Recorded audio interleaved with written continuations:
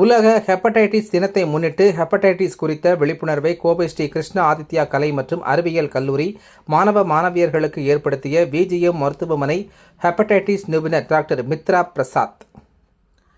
நாடு முழுவதும் ஜூலை 28ஆம் தேதியினை உலக ஹெப்படைட்டிஸ் தினமாக அனுசரிக்கப்பட்டு வருகிறது. இந்த நிலையில் கோவை மாவட்டம் கோவை புதூர் பகுதியில் உள்ள ஸ்ரீ கிருஷ்ண ஆதித்யா கலை மற்றும் அறிவியல் கல்லூரியில் மாணவ மாணவியர்களுக்கு ஹெப்படைட்டிஸ் குறித்த விழிப்புணர்வை ஏற்படுத்தும் நிகழ்ச்சி நடைபெற்றது.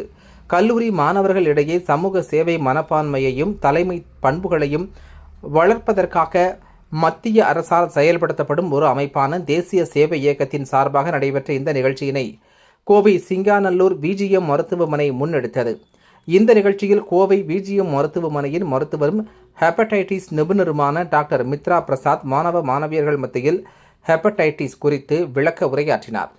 அப்போது மாணவ மாணவியர்கள் மத்தியில் அவர் கூறுகையில், ஹெப்படைட்டிஸ் என்பது கல்லீரலில் ஏற்படும் அலர்ஜி போன்ற வீக்கமாகும்.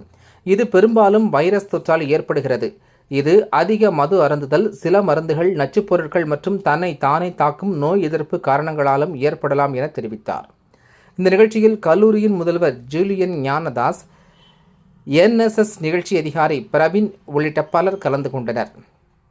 முன்னதாக நீலகிரி மாவட்டம் உதகமண்டலத்தில் விஜிஎம் மருத்துவமனை சார்பாக சுமார் 200 நபர்களுக்கு ஹெப்படைட்டிஸ் தடுப்பு மருந்துகள் இலவசமாக வழங்கினர் என்பது குறிப்பிடத்தக்கது.